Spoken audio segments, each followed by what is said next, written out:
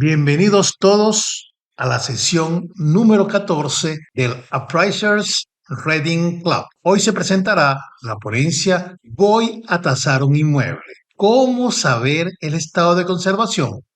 Con la ingeniero Rosa Malavé de Corrales. El evento se ha programado en dos partes. La primera parte estará a cargo del ingeniero Miguel Camacaro Pérez, fundador del Appraisers Reading Club, quien disertará sobre el método evolutivo de apreciación, el contenido de la norma NBR 14653-2, el desarrollo del modelo o método Ross-Heideck y antecedentes de la investigación sobre depreciación de las construcciones. La segunda parte estará a cargo del ingeniero Rosa Malavé de Corrales, quien es profesora titular jubilada del Decanato de Ingeniería Civil de la Universidad Centro Occidental Lisandro Alvarado, UCLA, Barquisimeto, Venezuela. Es ingeniero químico del Instituto Universitario Politécnico de Barquisimeto, con una maestría en Ciencias de los Materiales y Metalurgia del Instituto Venezolano de Investigaciones Científicas, IBIC. También es especialista en Gerencia de Educación Superior.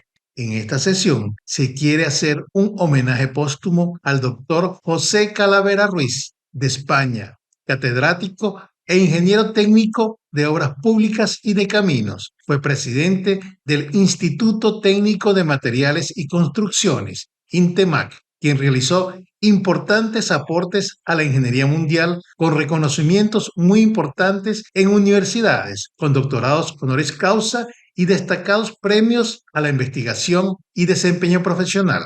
También para la investigadora venezolana María Isabel Digdán, doctora en Ingeniería Civil, especialista en Patología de la Construcción, Gerencia y Coordinación de Obras Civiles. Fue presidente de la Asociación Latinoamericana de Control de Calidad, Patología y Recuperación de la Construcción.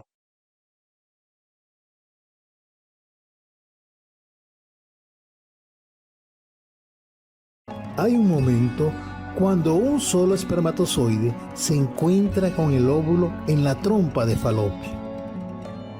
Cuando el espermatozoide entra en el óvulo, ocurre la concepción. Una vez combinados, se llaman cigoto, que contiene toda la información genética ADN necesaria para convertirse en bebé. Durante su viaje hasta el útero, el cigoto atraviesa diversas fases. Comienza un período embrionario en la que se produce la formación de todos los aparatos y sistemas del embrión. La gestación va desde la concepción hasta el nacimiento del bebé. Una gestación normal dura de 37 a 42 semanas. El cuerpo del ser humano es inseparable, es indivisible. Permanecerán todas sus partes durante toda su vida, salvo accidentes o enfermedades. Cuando un promotor inmobiliario aporta el factor tierra y desarrolla un proyecto de construcción, está ejecutando un acto de concepción de un producto inmobiliario que tendrá un proceso de gestación que culmina en un estado de condiciones de habitabilidad que facilita la venta del producto inmobiliario. En esta negociación, el precio inmobiliario convenido entre el promotor y el comprador, al igual que el cuerpo humano, es indivisible e inseparable. Es un todo, no la suma de sus partes.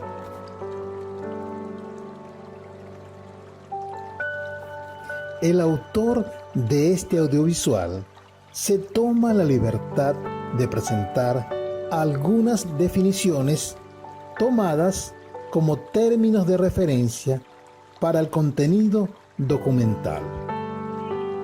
Método del costo.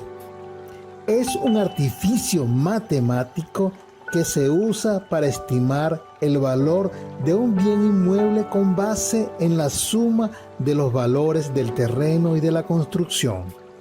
se calculan separadamente el valor del terreno mediante los métodos del mercado, de la renta, involutivo o residual, mientras que el valor de la construcción a través del costo nuevo de reproducción menos la depreciación física con base en la antigüedad y estado de conservación a la fecha de la estimación del valor del inmueble. La suma del valor de la tierra y de la construcción se multiplica por el factor de comercialización.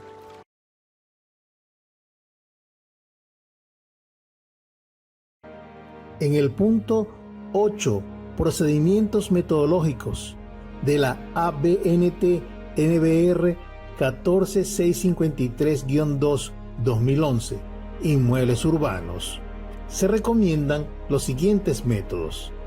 Punto 8.2. Métodos para identificar el valor de un bien, de sus frutos y derechos. 8.2.1. Método comparativo directo de datos de mercado. 8.2.2. Método involutivo. 8.2.3. Método de la renta. 8.2.4. Método evolutivo. Se destaca que la norma en el punto 8.1.1 señala: para la identificación del valor de mercado, siempre que sea posible, se prefiere el método comparativo directo de datos de mercado.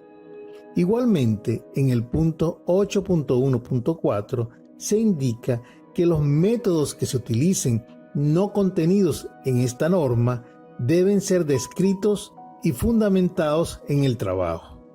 Así, en las siguientes secuencias se explicarán el método evolutivo contenido en la norma y el método contributivo propuesto por el autor del video.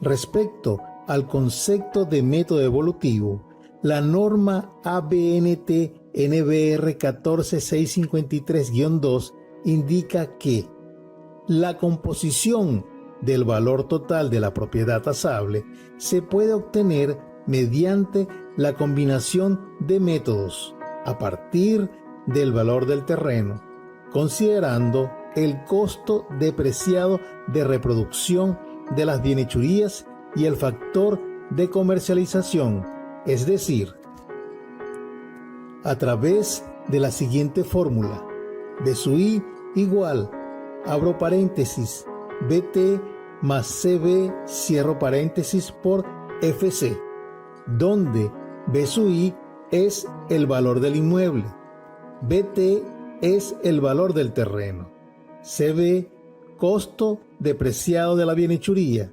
FC, factor de comercialización. En cuanto a los requerimientos de la norma para la aplicación del método evolutivo, se tiene que: a. El valor de la tierra sea determinado mediante el método comparativo directo de datos de mercado o, por la imposibilidad de usar este, por el método involutivo. b. Las mejoras se calculen por el método de comparación directo de costo o por el método de cuantificación del costo. Y c. Se toma en cuenta el factor de comercialización, asumiendo que puede ser mayor o menor que la unidad, dependiendo de la situación del mercado en el momento de la evaluación. Con relación a lo subrayado por el autor del video, se hace énfasis en explicar el procedimiento del método de cuantificación del costo y el proceso para determinar el factor de comercialización.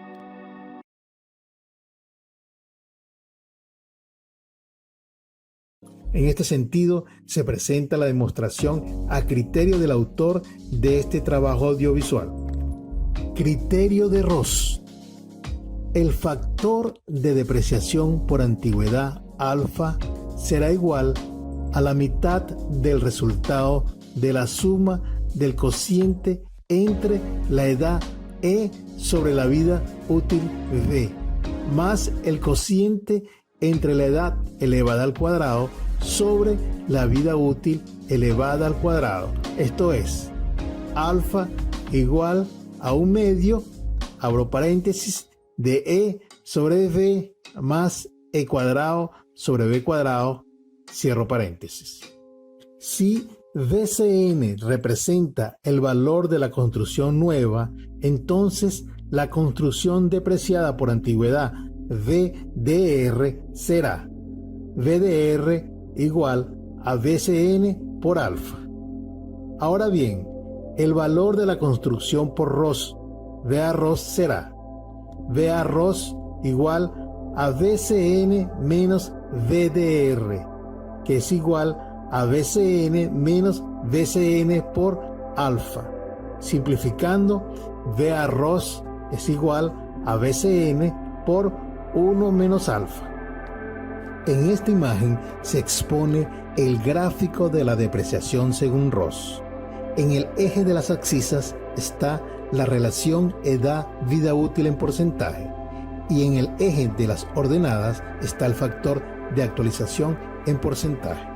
Igualmente se señala con una flecha roja la depreciación alfa y la actualización 1 menos alfa para una determinada relación edad-vida útil.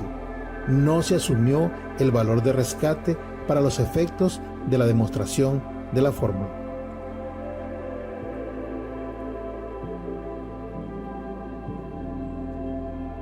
Obtenida la fórmula de depreciación por antigüedad, criterio de ROS, ahora se presenta el criterio de Heidegg. El factor de depreciación por condición C será aplicado al valor que resulta al descontar la depreciación por antigüedad al valor de la construcción nueva, esto es, el valor depreciado por condición. VDH será VDH igual a VCN por, abro paréntesis, 1 menos alfa, cierro paréntesis, por C. Entonces, el valor de la construcción depreciada por Ross Heidegg VARHD será VRHD igual al valor de la depreciación por Ross más el valor de la depreciación por Heidegg. Esto es igual a VCN por alfa más VCN por, abro paréntesis, 1 menos alfa, cierro paréntesis, por C. Simplificando, VRHD es igual a VCN que multiplica, abro corchetes, alfa más, abro paréntesis, 1 menos alfa, cierro paréntesis, por C, cierro corchetes. Ahora bien, el valor actual de la construcción, determinado mediante la fórmula Ross-Heidegg, VARH será VARH igual a VCN menos VRHD. VARH es igual a VCN menos VCN por, abro corchete, alfa más, abro paréntesis, 1 menos alfa, cierro paréntesis, por C, cierro corchete. El factor de depreciación por condición C o plus DEP se extrae de la siguiente tabla, dependiendo del estado o condición de la construcción. Por ejemplo, para una construcción regular, el estado es 3 y el plus DEP o el factor C es 18,17%. Nota: los valores difieren de los contenidos en el libro original que fueron corregidos cuando se recalculó la cicloide propuesta por Heidegg.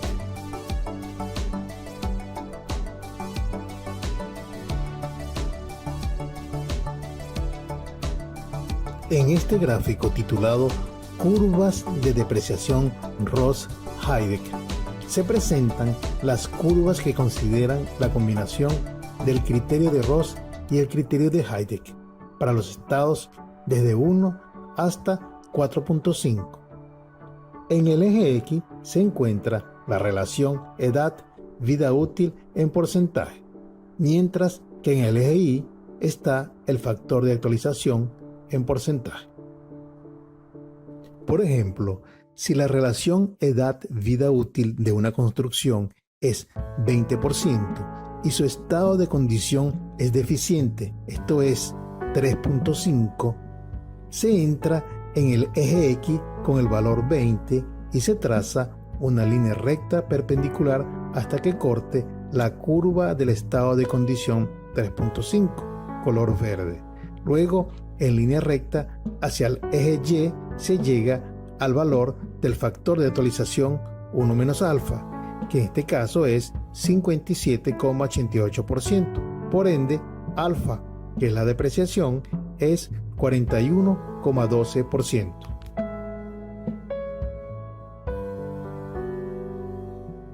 Aquí se presenta la tabla 51 de Heidig con los valores corregidos para determinar la depreciación por antigüedad utilizando el criterio de Ross y la depreciación por grados o estados de condición de Heidig.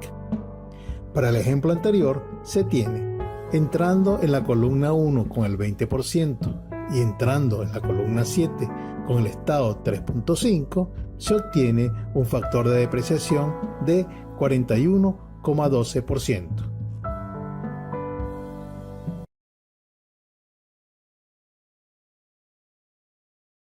En 1999, como trabajo final del curso básico de formación profesional en evaluación Soitabe, Venezuela, los profesionales urbanista Iván Caputo, el arquitecto Pablo Herrera y el ingeniero Daniel Silva presentaron las edades de un edificio. Entre las justificaciones para realizar el trabajo señalaron: dado que no se tiene conocimiento de estudios anteriores en Venezuela que permitan determinar la depreciación técnica de edificaciones y la expectativa de vida de las mismas basada en la estandarización de construcciones tipificables de acuerdo a sus componentes constructivos, el estudio se perfila como un aporte al campo de la evaluación. El estudio realizado se fundamenta en el método de Ross-Heidig, que combina la depreciación por antigüedad y una plusdepreciación, considerando el estado de conservación del bien. Para la aplicación del método es necesario determinar la vida útil promedio de los componentes. Así, adecuando la información contenida en las publicaciones americanas, considerando las condiciones ambientales normales y extremas para los usos residencial, comercial, industrial y público. Para la vida útil por tipología constructiva, levantaron la información contenida en las tablas especialmente presentadas para el estudio. Igualmente, establecieron los procedimientos para diferentes modelos con ejemplos ilustrativos considerando la relación edad efectiva y vida útil para cada componente del presupuesto base por tipología. En esta imagen se puede ver un cuadro de resultados donde se observan el costo de reposición en función del valor unitario y el costo de reposición por capítulo. Para la depreciación, la vida útil, la edad efectiva, el factor Ross, el porcentaje de reparaciones, el factor K corregido y el cálculo de la depreciación. Al final, dos columnas para el valor de reposición depreciado y la vida remanente.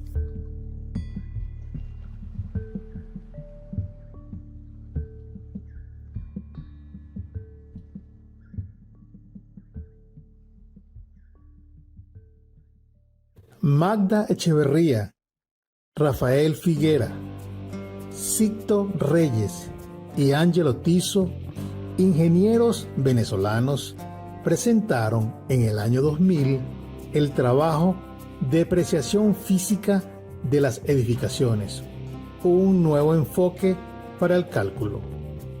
En este trabajo se desarrolla una propuesta metodológica para el cálculo de la depreciación física, basada en el desglose de la edificación en diferentes componentes y donde la suma de las depreciaciones de cada parte, basadas en sus vidas útiles estimadas, resulta en la depreciación total.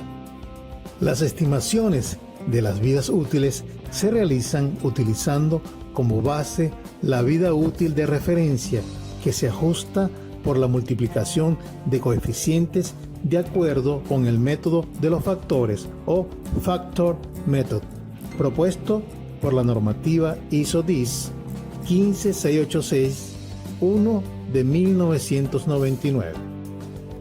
Estos factores corresponden a la calidad de los materiales, la calidad del proyecto, la calidad de la construcción, la influencia del ambiente externo e interno, la influencia del uso y mantenimiento de la edificación.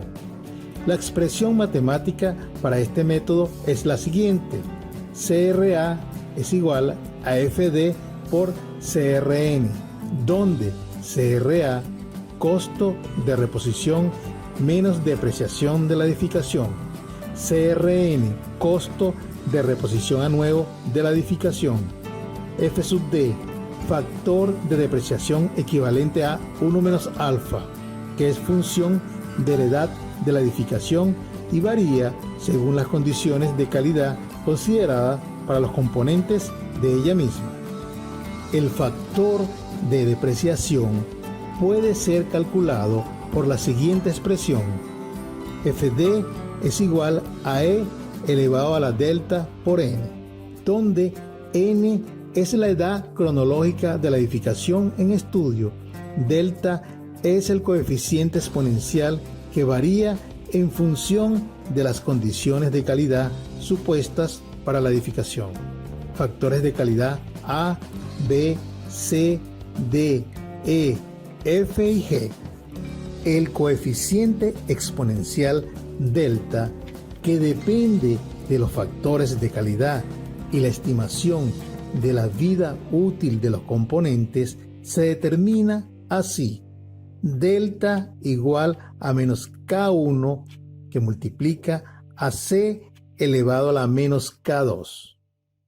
En esta tabla están los resultados de los valores del coeficiente delta para cada nivel de calidad y tipología de construcción. Realizando las sustituciones matemáticas en las ecuaciones, se obtiene CRA igual a CRN por E elevado a la menos K1 por C a la menos K2, todo multiplicado por N. Para los casos en estudio, K1 y K2 se observan en esta tabla. Como resultado se presentan las curvas del costo de reposición menos depreciación versus tiempo para el caso de una vivienda con nivel de calidad considerado estándar. 4. La línea curva en azul turquesa es la curva tradicional de Ross-Heider cóncava y la línea negra punteada convexa es la función de depreciación de la propuesta metodológica de este trabajo de investigación.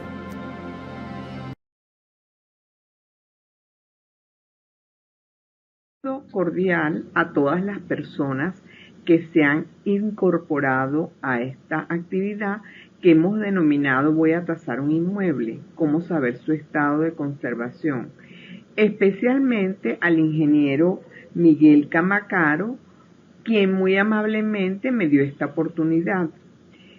Para mí es un honor contar con todos ustedes y oír sus opiniones. Esta es una actividad que comencé a desarrollar en el año 2020 con motivo de la pandemia.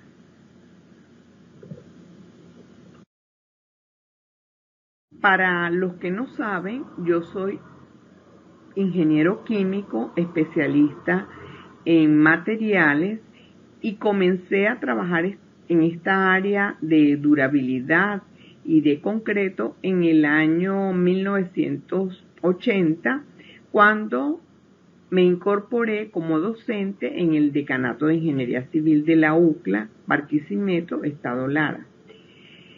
Luego, básicamente, además o paralelamente, digamos, además de la docencia, yo realizaba investigación. Y esa fue una de las áreas académicas que más me atrajo.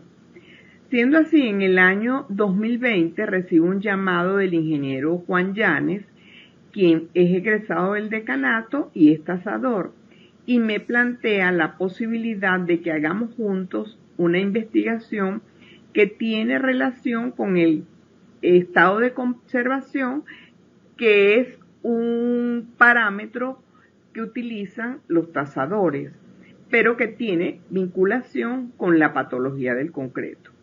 Le digo, con mucho gusto, vamos a empezar con ello. Ahora, un poco ubicándonos en el contexto, entonces podemos hablar de que en este mundo globalizado y que se está integrando, vamos a decir, todo el conocimiento a nivel mundial, y que hoy en día en el siglo XXI queremos obtener la máxima calidad, que ese sería el fin último de todas las personas que trabajamos en la humanidad, ¿verdad? Que nuestros congéneres tengan una buena calidad de vida, pero optimizando los recursos naturales. Sin embargo, en este aspecto yo veo un problema, que existe, por ejemplo, en la ingeniería tantas subespecialidades que a veces nos aislamos en nuestros propios nichos y no integramos ni siquiera estas áreas propias de la ingeniería. Por ejemplo, la ingeniería de tasación muchas veces no se vincula con la ingeniería forense o patología de la construcción. Y hay términos muy utilizados en ambas disciplinas, como son la vida útil y la vida de servicio, y que generan investigaciones en curso, porque actualmente hay muchos problemas, sobre todo con edificaciones que han llegado hasta el colapso, y no solamente edificaciones, sino estructuras en general, por ejemplo, puentes, y existen entonces otros dos términos que también son muy utilizados, como he mencionado, el estado de conservación y la durabilidad. Entonces me pongo manos a la obra, el ingeniero Juan Llanes y mi persona comenzamos a trabajar en ese 2020, pero yo me ubico específicamente en el área de patología y empiezo a hacer una revisión y me consigo que en el año 2003, con ayuda del ingeniero, o mejor dicho, el ingeniero Ángelo Tiso fue el coordinador de un trabajo que tenía vinculación el área de tasación con el área de patología o ingeniería forense. Este trabajo lo comenzamos a desarrollar, pero el ingeniero Juan Llanes estaba en Colombia, tuvo problemas personales y se trasladó a Estados Unidos y el trabajo se detuvo, vamos a decir, temporalmente. Voy a definir entonces algunos términos de los que he hablado para más adelante ubicarnos propiamente en el objetivo de la investigación que estoy desarrollando y que quiero decir que está en proceso, para que ustedes me puedan ayudar a definir aún mejor el formulario que ya lo envié como avance a un primer grupo de expertos en ese año 2020 que les mencioné. Entonces, en ese momento yo quería saber claramente qué era el estado de conservación para los tasadores, porque no es un término que utilizamos los patólogos. Entonces, los tasadores inmobiliarios, con el propósito de determinar la depreciación física de un inmueble, pueden utilizar diversos métodos, pero uno de los más usados es el método de Ross-Hackett, el cual considera las siguientes variables: edad, vida útil, estado de conservación y mantenimiento, siendo este último el que lo diferencia de otros métodos de cálculo de depreciación, y que será el objeto de esta disertación. Otro término muy importante y que este sí lo utilizamos con frecuencia en la patología es la durabilidad. La durabilidad se puede definir como la capacidad de un material de construcción, elemento o estructura para resistir las acciones físicas, químicas, biológicas, ambientales y cambio climático en su entorno durante un tiempo determinado previsto desde el proyecto, conservando su forma original, propiedades mecánicas y condiciones de servicio. Esta definición corresponde a la que establece la Asociación de Control de Calidad y Patología en un documento que se llama Recomendaciones de Durabilidad en el 2020. Aquí abajo está la referencia. Fíjense una cosa que es básica. Hay dos aspectos que antes no se consideraban en los proyectos ni en los diseños de estructura, como son las acciones ambientales y el cambio climático en su entorno, y que hoy en día se están considerando. Esto también ha generado o generó en el pasado, porque yo pienso que hoy en día está muy claro, términos como diseño por resistencia y diseño por durabilidad. Sin embargo, ese cambio ha sido difícil que todos los ingenieros civiles lo asimilen, y parte de lo que nosotros hemos tratado a nivel de todos los años. En el pasado, podemos decir hasta los años 1950, se creía que el concreto era un material eterno, que su degradación o su pérdida de resistencia era muy difícil que se produjera. Por eso, los diseños del concreto se hacían por resistencia. Sin embargo, y no se consideraba la variable tiempo. Sin embargo, posteriormente a eso se empezaron a hacer investigaciones, y si lo relacionamos con el cuerpo humano, vemos que existe este mismo comportamiento, ¿verdad? Que el concreto es un material que se diseña, se crea, va alcanzando ciertas propiedades, porque recuerden que, por ejemplo, es a los 28 días cuando se ensaya la resistencia del concreto, llega un momento en que se estabiliza, que diríamos el concreto ya está estabilizado, pero comienza una pérdida de propiedades o envejecimiento, y que eso es lo que está relacionado con la durabilidad y con el tiempo de vida útil y de servicio que se debe definir en el proyecto. Entonces, ese concepto de diseño por resistencia es un concepto que ya se debe superar, y que en las normas debemos diseñar por durabilidad. ¿Qué quiere decir esto? Que además de ensayar los cilindros, debemos tomar en cuenta otras propiedades, como son la porosidad, la difusión capilar, si estamos en un ambiente marino, cómo es el ingreso del cloruro. Exactamente, varios términos que me pueden ayudar a prever desde el proyecto cómo será la durabilidad de ese material. ¿Cómo se pierde la durabilidad? Es interesante conocer que yo puedo incorporar este término en mi proyecto, pero debo saber qué factores pueden originar esa pérdida de durabilidad. Hay unos que pueden ser previsibles y otros que no. Entonces, por ejemplo, este es un caso que sucedió acá en Venezuela, justamente en la ciudad en la que yo vivo, Barquisimeto, y que a lo mejor muchos de ustedes conocen, en una zona residencial, vamos a decir, de nivel alto, que muchas viviendas fueron afectadas, perdieron su durabilidad, ¿verdad? Porque por un problema del suelo, de saturación del suelo.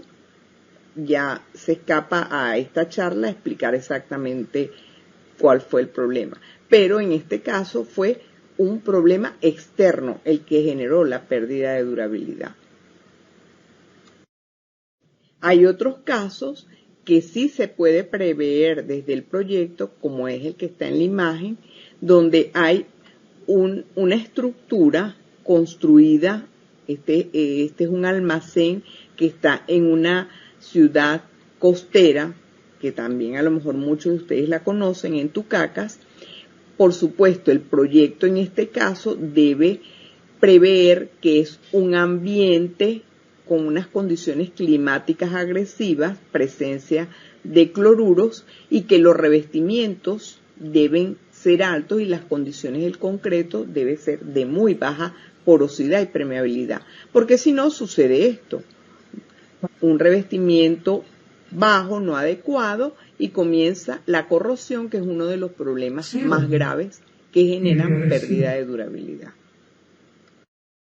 Podemos mencionar entonces que existen tres grupos o una clasificación de tres grupos de problemas que pueden generar fallas y pérdida de durabilidad. La primera sería los defectos. Aquí vemos en este caso, por ejemplo, esta construcción que puede dar risa, ¿verdad? Porque corresponde a una configuración estructural inapropiada. El centro de la columna superior está desviado con respecto al centro de la columna inferior, lo cual genera excentricidades, y las geometrías de las columnas son diferentes. La superior es de mayor tamaño que la inferior. Entonces, esto es algo que se genera en el proyecto y que seguramente puede, porque no necesariamente se da, generar una falla.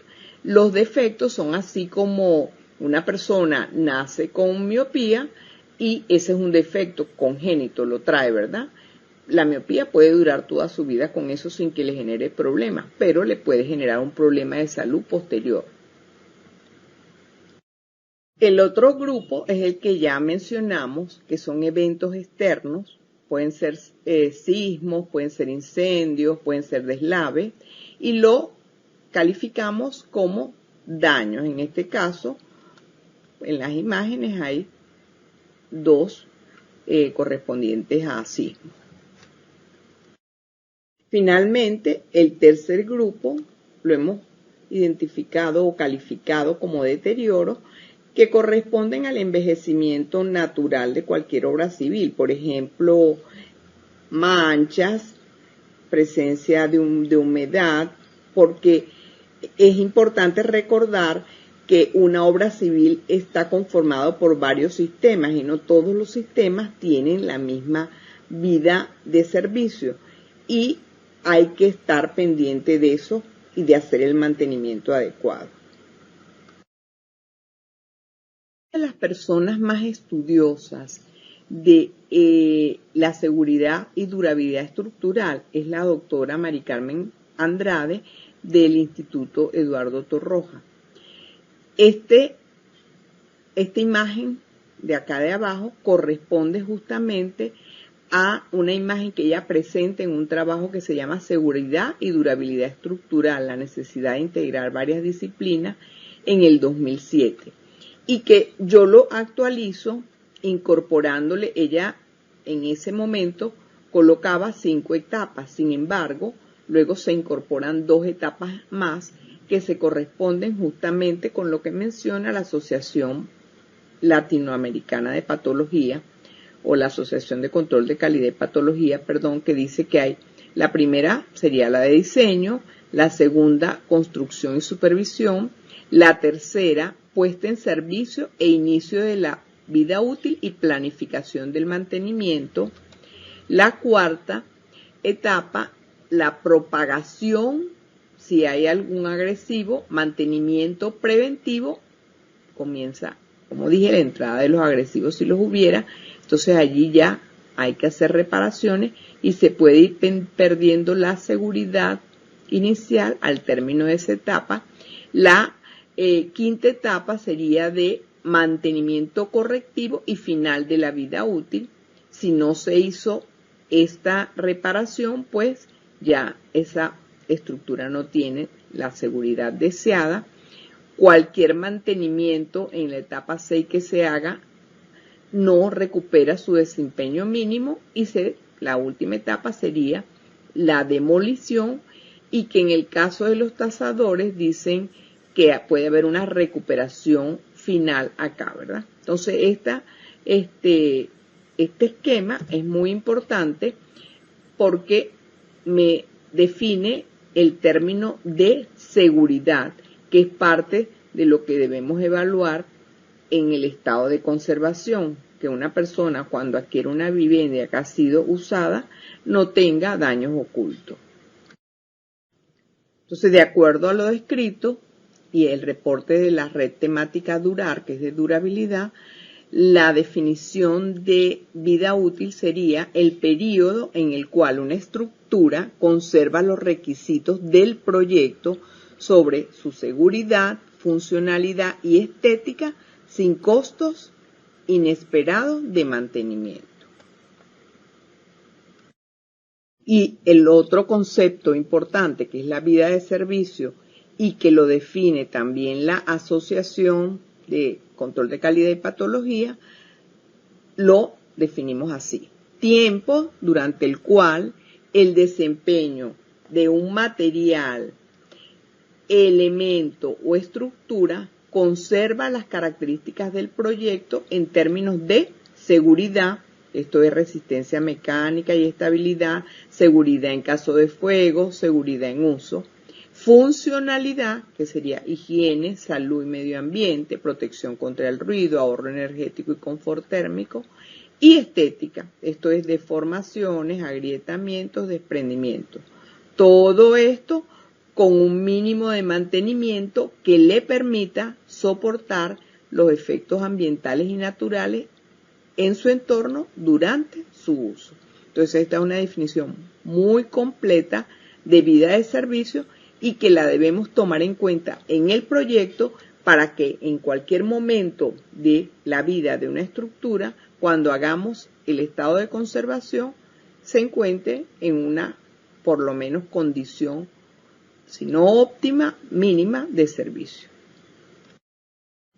Bueno, ya identificando los conceptos más importantes de la patología que se pueden relacionar con el estado de conservación o con la tasación, digamos, y ya el ingeniero Camacaro les hizo una explicación detallada en el video introductorio de qué es la depreciación y el método de Ross-Hackett, que es el que yo utilicé para desarrollar esta investigación, vamos a ver algunas de las coincidencias que tenemos con las definiciones que incorporamos anteriormente. Por ejemplo, la depreciación decimos que es la pérdida de valor por el paso del tiempo, ¿verdad? Ahí entra la variable tiempo que la introdujimos en durabilidad. Y por el estado de conservación, que allí entran los defectos que mencionamos como físicos, daños y desgaste y deterioro, perdón. Entonces, aquí vemos cuáles son las causas más comunes de acuerdo a los tasadores que afectan la depreciación. Y decimos que son causas físicas, y esas causas físicas son, por ejemplo, desgaste, deterioro, envejecimiento, salud de la estructura, envejecimiento natural o agentes atmosféricos.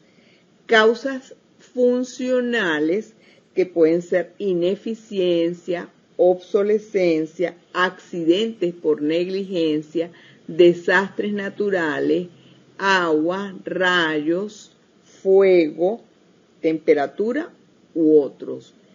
Dice contingentes, que sería, por ejemplo, daños por contaminación, parásitos.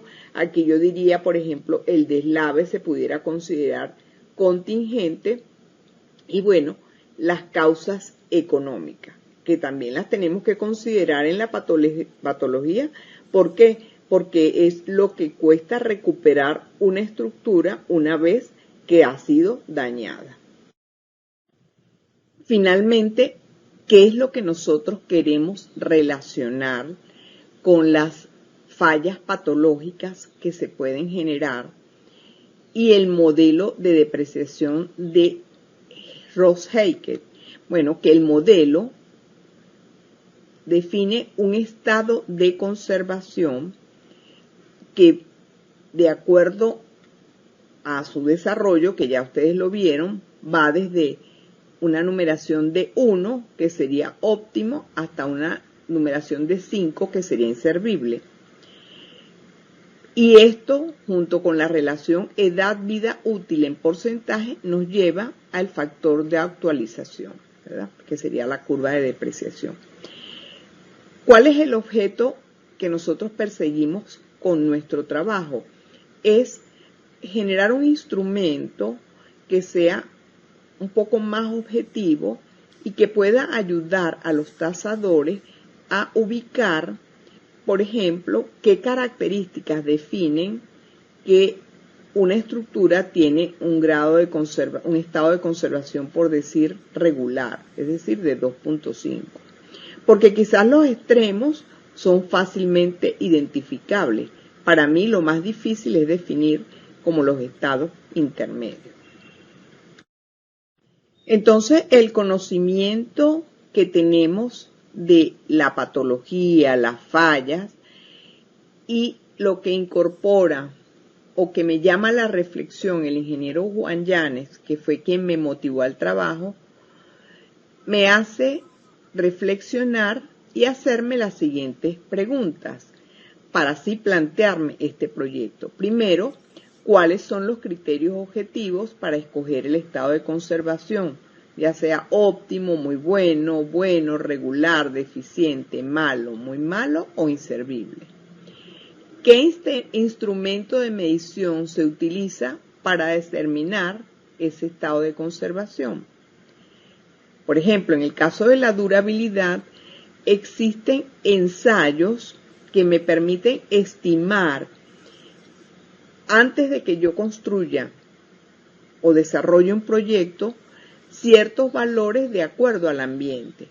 Si voy a construir en un ambiente marino, hay unas curvas de ingreso de cloruro, lo cual me ha permitido establecer normas de recubrimiento, y normas generales de construcción para disminuir ese ingreso de cloruro. Sé que es difícil porque son múltiples variables las que pueden modificar la durabilidad, igual que son múltiples variables las que pueden modificar el estado de conservación. Y la última pregunta sería, ¿todos los tasadores tienen la habilitación profesional para determinar ese estado de conservación? ¿Qué debe hacer el tasador cuando se encuentra un problema en una estructura para emitir su opinión? Porque sabemos que muchos países, por ejemplo España, pues ya tienen un modelo que lo establece, creo que el ayuntamiento, de emitir un informe que diga si una estructura está o no está en buen estado. Ya eso es un avance. Y a eso es un avance para el usuario, tanto el que habita como el que va a comprar un inmueble. Pero en países como el nuestro, por ejemplo Venezuela, apenas se está dando los primeros pasos para lograr eso.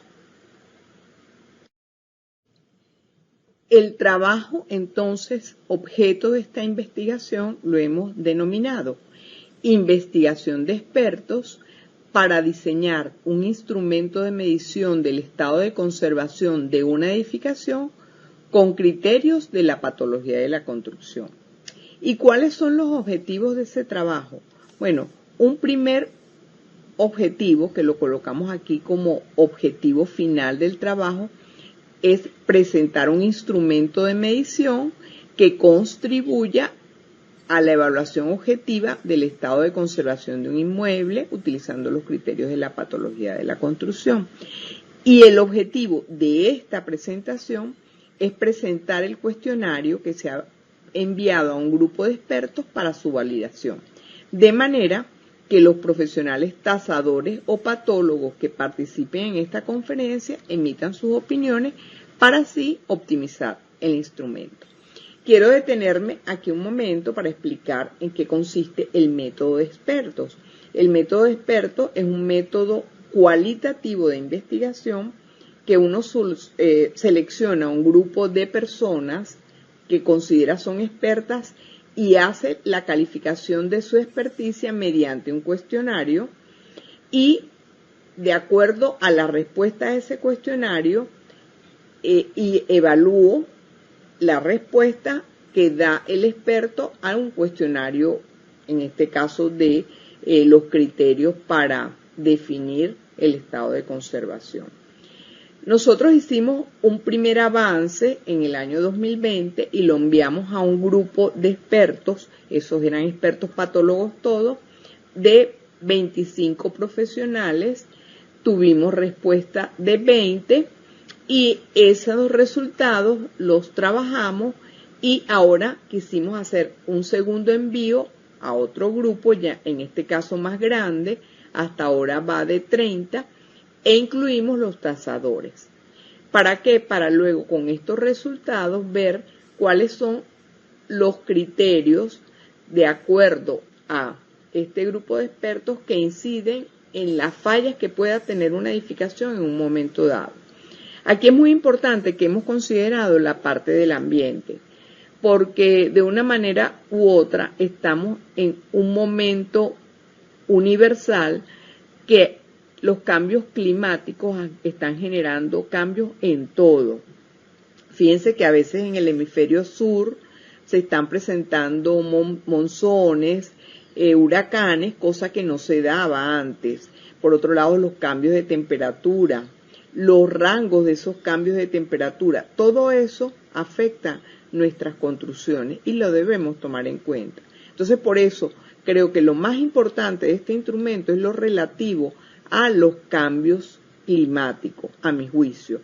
Pero sin embargo, yo quería observar cuál era la respuesta tanto de los profesionales de la patología como los de los profesionales de la tasación. Y en este caso, espero de verdad que ustedes puedan darme opiniones valiosas y que tengamos elementos que permitan una discusión interesante para ajustar este documento. Bueno, además de la bibliografía que posteriormente les colocaré, que tiene relación con el tema, están estas dos normas venezolanas poco conocidas, pero que son de gran utilidad.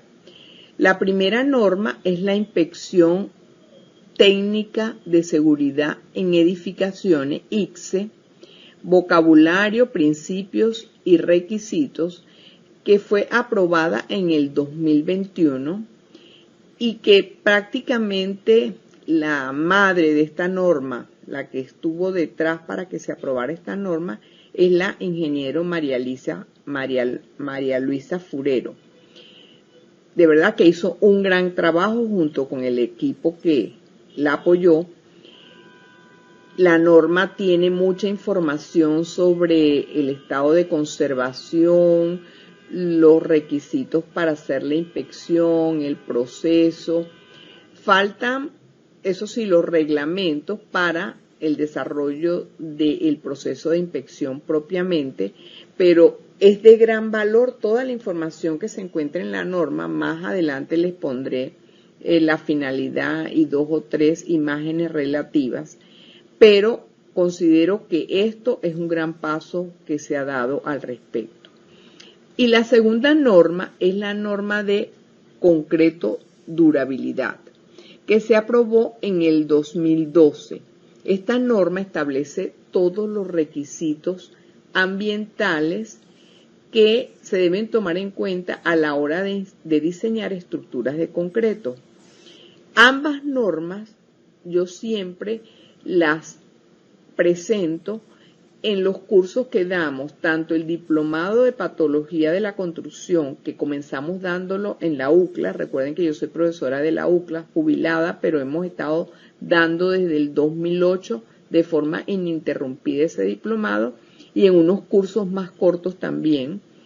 Y tratamos de llevar esa información a muchos ingenieros jóvenes que se están iniciando justamente en el campo de la reparación. Muy útil que adquieran estas normas. La norma venezolana de inspección técnica de seguridad en edificaciones, ICSE, establece como finalidad proporcionar una metodología para realizar una evaluación especializada a un bien inmueble para emitir un informe técnico sobre su estado de conservación, de acuerdo con el cumplimiento de las normas técnicas y legales vigentes, con base a su seguridad estructural, no estructural, funcionalidad, accesibilidad, salubridad, ambiente y entorno urbano, con el fin de determinar el nivel de riesgo frente a amenazas y vulnerabilidades y con la intención de alargar su vida útil. Esta es la finalidad de esa norma. En el caso de la norma de durabilidad del concreto, establece como finalidad que se dan los requisitos que debe tener un concreto, los requisitos que debe tener el concreto como material de construcción para alcanzar durabilidad frente a las condiciones de exposición del medio ambiente. Adicionalmente, se presentan indicaciones a seguir durante la ejecución de la obra para garantizar que la misma sea satisfactoria durante el tiempo de vida útil preestablecido de acuerdo al ambiente de exposición. Como verán, ambas normas hacen alusión al tiempo de vida útil y al ambiente de exposición, que son determinantes para que cualquier estructura conserve un buen estado. Entonces, nuevamente, la pregunta para el proyecto que estoy desarrollando o para la investigación que estoy desarrollando, para fines de determinar el estado de conservación con objetividad, ¿cómo cuantificamos las fallas o anomalías patológicas?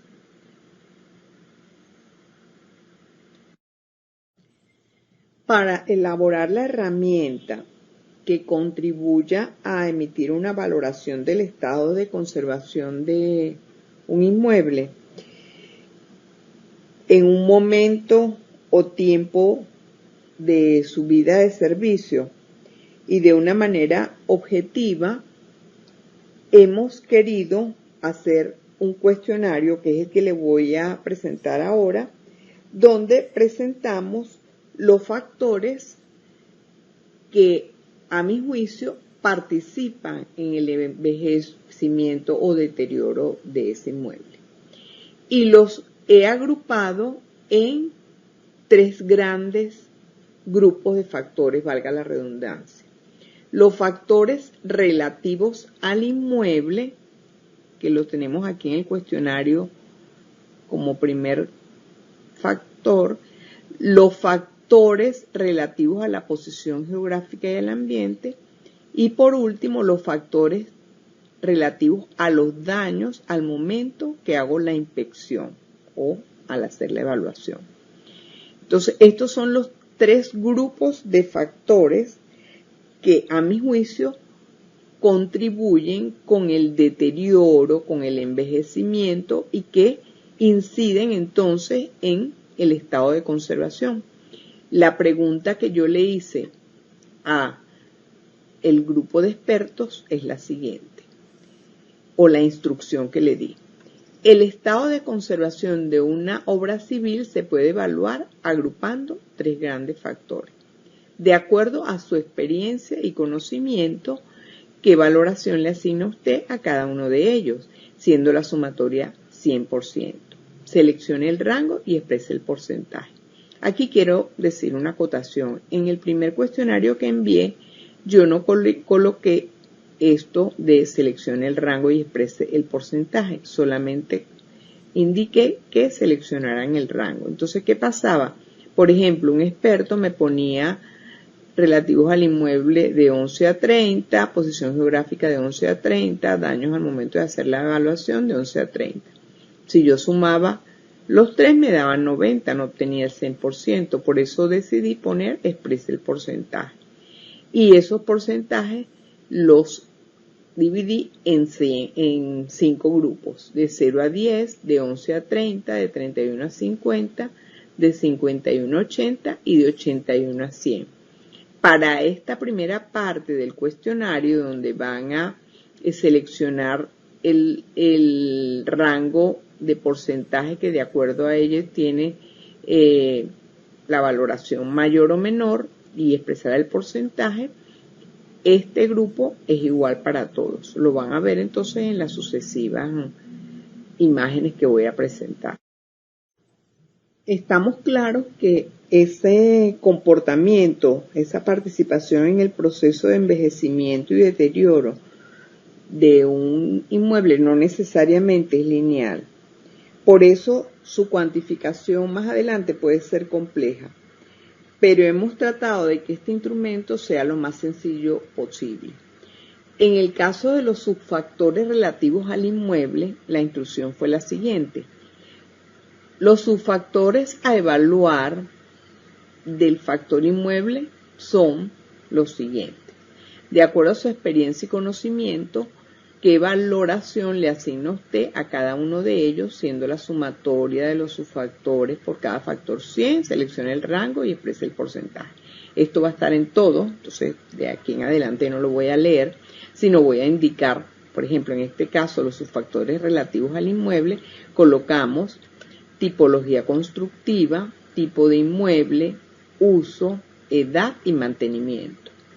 Yo sé que los tasadores se relacionan mucho con la edad y el mantenimiento, pero analizando los comportamientos o fallas que se observan en una edificación nos dimos cuenta que, por ejemplo, el cambio de uso puede ser determinante.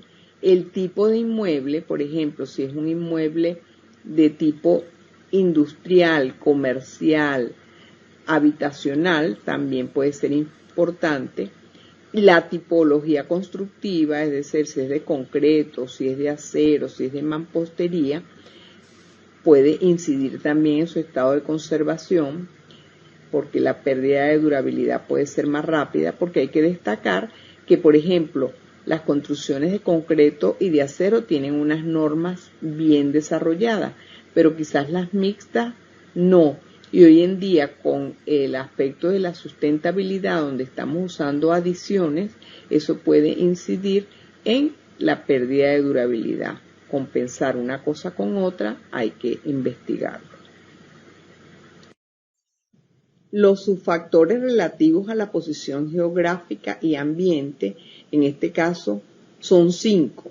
La zona geográfica, que puede ser estacional o tropical, porque no es lo mismo en los países donde se presentan las dos estaciones que en el trópico, cómo se comporta un inmueble. Las condiciones climáticas, esto es la temperatura, la humedad relativa, el viento, la lluvia, ya hemos mencionado que estos factores pueden afectar el comportamiento también de una estructura en un momento dado. La ubicación geográfica, si es rural o urbana, el tipo de ambiente, que puede ser consecuencia de los otros tres, es decir, no agresivo, agresivo, muy agresivo, marino, industrial, mixto, y una completamente aparte, que lo hemos hablado, que sería el evento que causó la falla, si es un sismo, una inundación, un envejecimiento natural, un incendio u otro. O si ese inmueble está colocado en un sitio donde tenga una microzonificación sísmica, por ejemplo, o que es en la costa y está expuesto a los tsunamis, etc. Entonces, estos 5 ambientes, ¿cómo inciden en cuál sería la valoración de ellos frente al estado de conservación? Y el último grupo de subfactores son los relativos a las fallas detectadas en la inspección del inmueble. Aquí tenemos 4 grupos de subfactores. Primero, el levantamiento de las fallas. Segundo, los mecanismos de falla. Tercero, los sistemas afectados. Cuarto, los elementos afectados. Por ejemplo, el levantamiento de las fallas, ¿por qué? Porque a lo mejor en el momento que fuimos a hacer la inspección, vimos unas grietas y pensamos que esas grietas no tenían ninguna importancia y simplemente no la informamos y resulta que eran unas grietas de tipo estructural. Los mecanismos de falla, de igual manera, porque resulta que es una jardinera y está filtrando y hay una humedad y pensamos que llamando a un albañil que corrigiera la humedad, ese problema se evitaría, pero resulta que en el sótano se presentaba una corrosión por carbonatación como consecuencia de eso y en la inspección no lo identifiqué. Igual pasaría con los sistemas afectados y con los elementos afectados. Como hemos mencionado antes, un inmueble cualquiera no está constituido por un solo sistema, sino hay varios sistemas que participan. Casi que todo el trabajo está orientado a la parte estructural porque sabemos que los daños estructurales son los que pueden generar colapso principalmente y que son los que pueden poner en riesgo la seguridad de las personas, pero no, eso no es completamente cierto. Por eso en esta segunda parte del cuestionario decimos riesgo al colapso según las fallas encontradas en la inspección y colocamos todos los sistemas involucrados en un inmueble y decimos de acuerdo a su experiencia y conocimiento qué incidencia tiene con relación al riesgo de colapso las fallas graves que se presenten en los siguientes sistemas de las edificaciones. Destacamos que son fallas graves porque las fallas graves son las que pueden llegar a tener riesgo de colapso. Y entonces aquí ponemos una cuantificación del 1 al 5, siendo 5 la más favorable al colapso y 1 la menos favorable al colapso. Y los sistemas que colocamos son estructura, donde están cimentaciones, columnas, vigas, muros, losas y similares, cerramientos, paredes, pisos, techos, fachadas, cubiertas, sistemas de instalaciones sanitarias, sistemas de instalaciones eléctricas, sistemas de instalaciones de gas y sistemas de instalaciones de incendio. Esto sería la segunda pregunta y es sumamente importante, por supuesto, en ese primer grupo que pasamos del cuestionario, la parte del sistema estructurales fue la que colocaron como el más favorable al colapso en caso de que se presentaran fallas graves. Pero allí hay que destacar que es muy importante identificar el tipo de falla, porque no toda fisura, no toda grieta va a llevar al colapso de una estructura. Entonces, esta sería la segunda pregunta del cuestionario. Bueno, y por último, la tercera pregunta va dirigida a las manifestaciones patológicas presentes en estructuras y cerramientos, justamente por los riesgos que eso puede conllevar y por cómo afecta eso el estado de conservación. Aquí tenemos una serie de manifestaciones que también las colocamos con una valoración del 1 al 5, 1 la menos recurrente y 5 la más recurrente. En este caso tenemos, por ejemplo, grietas en columnas, vigas y losas, fisuras en columnas, vigas y losas, flechas, oquedades, espacios vacíos en el concreto, filtraciones en paredes, losas, columnas, vigas, manchas en paredes, losas, columnas, vigas, hongos, corrosión en estructuras de concreto, degradación del concreto, pérdida de recubrimientos, asentamientos, carbonatación del concreto, eflorescencias en concreto, segregación en concreto, sangrado en concreto, desgaste en pavimentos, desprendimiento del revestimiento, humedades en paredes, losas, techos, columnas, vigas, Y por ejemplo, en el caso del acero, podemos decir oxidación en estructuras de acero, ruptura del acero, exfoliación del acero, armadura expuesta y rupturas de tuberías, por ejemplo, en las instalaciones sanitarias.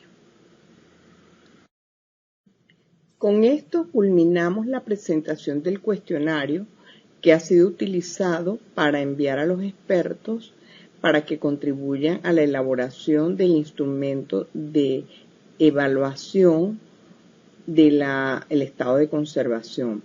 La bibliografía que se ha utilizado para el desarrollo del trabajo ha sido múltiple, sobre todo la ofrecida por el ingeniero Miguel Camacaro en su canal Mundo Valor, el canal de los avalúos, pero también tenemos, por ejemplo, los modelos de depreciación aplicados en la valoración de bienes inmuebles del ingeniero Diego Artavia.